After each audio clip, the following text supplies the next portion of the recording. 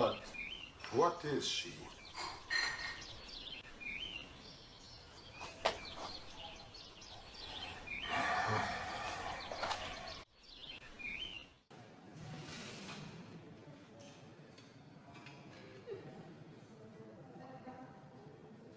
So, what is qi really? It's a fascinating, ancient, and incredibly comprehensive concept that was born in ancient China to explain the universe. In the past, this knowledge was transmitted from master to disciple through symbols, in a language that tried to make the complex understandable.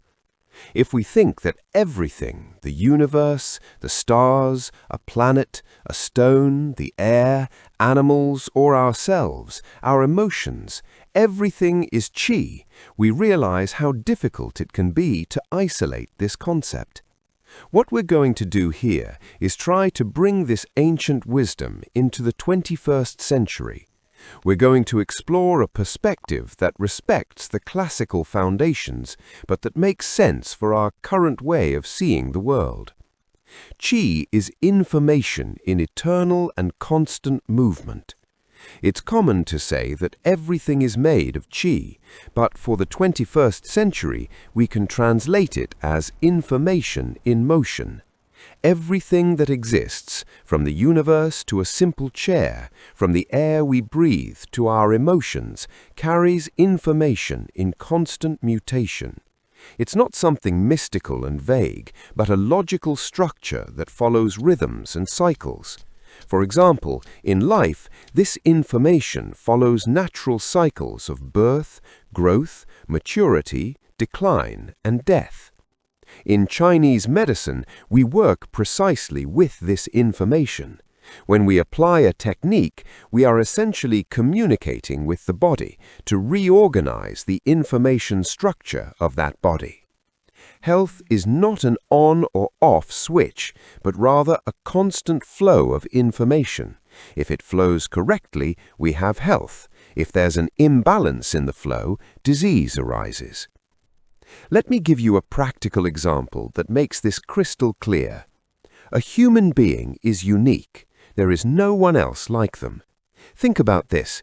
Even identical twins are different because they carry distinct information. I am not a chair. Seems obvious, right? But the difference lies precisely in the information. I have my information, and the chair has its own. Even if you went and got two identical chairs manufactured in the same batch, they would be different. One might have a screw slightly tighter than the other. Now imagine the real test. Someone sits down. One chair holds firm, the other, boom, collapses. What happened? The structural information of that chair was wrong. It lost the ability to be a stable chair. With our body, it's the same. Your heart and mine have the same function, but different information. If the information of your heart is correct, it beats at the right rhythm. If the information gets scrambled, it starts to fail, just like the chair that collapses. Our work with Chinese medicine is simple. Use techniques to give an adjustment to that information, ensuring that neither you nor your heart collapse when facing everyday life. This is a simplification, yes, but it's a gateway. In the next videos, we're going to deepen this concept more and more. The important thing is this: we're not reinventing knowledge, we're just translating it in today's language.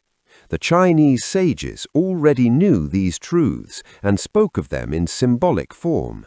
And here's the most beautiful part. The truths that were undeniable 5,000 years ago remain undeniable today. The words change, the context changes, but the essence remains. Qi was truth yesterday, it is truth today, and it will be truth tomorrow.